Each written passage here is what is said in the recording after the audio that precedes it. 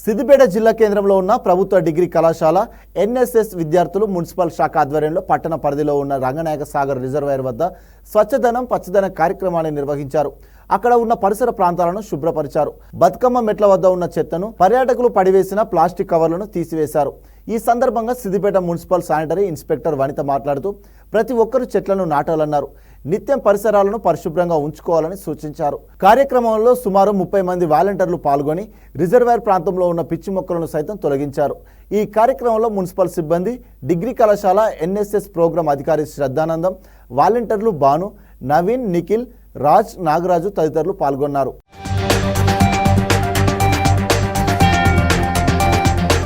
ప్రజలకు నమస్కారములు.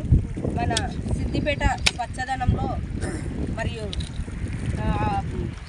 పరిశుభ్రతలో మన స్టేట్ మొత్తంలోనే ప్రథమ స్థానంలో ఉన్నది. మన సిద్దిపేట ప్రజలు ఒక మంచి అవగాహన కలిగి ఉన్నారు కాబట్టి ఈరోజు ఏదైనా మన సిద్దిపేటలో స్టార్ట్ పెడితే మొత్తం ఎండింగ్ వరకు కూడా కంప్లీట్ మంచిగా అవుతున్నది.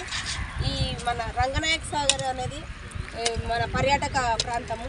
ఈ పర్యాటక ప్రాంతానికి ఎంతోమంది పర్యాటకులు వస్తున్నారు, పోతున్నారు.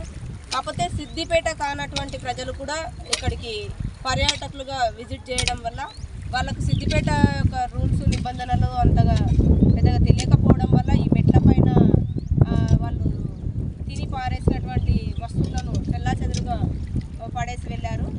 ఇటువంటిది మన గవర్నమెంట్ డిగ్రీ కాలేజ్ సార్ వాళ్ళు ప్రతిరోజు ఇక్కడికి రావడం వల్ల వాళ్ళకు కూడా ఒక అవేర్నెస్ వచ్చింది. ఏంటి అంటే సిద్దిపేట చాలా నీట్గా ఉంటుంది, ఇక్కడ మాత్రమే అపరిశుభ్రంగా ఉంది అనేసి.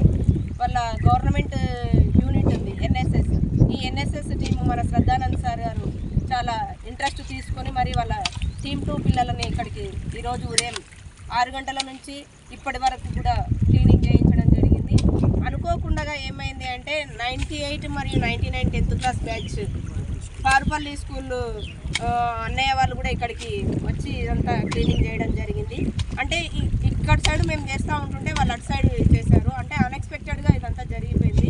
ఇక్కడికి చాలామంది కూడా గవర్నమెంట్ అఫీషియల్స్ కూడా రావడం జరిగింది. వల్ల వాళ్ళు కూడా ఇందులో ఎన్ఎస్ఎస్ యూనిట్లో భాగంగానే వాళ్ళు కూడా స్వచ్ఛదనం పచ్చదనం మొత్తం క్లీన్ అండ్ గ్రీన్ చేసేసి ఇందాకనే వెళ్ళడం జరిగింది.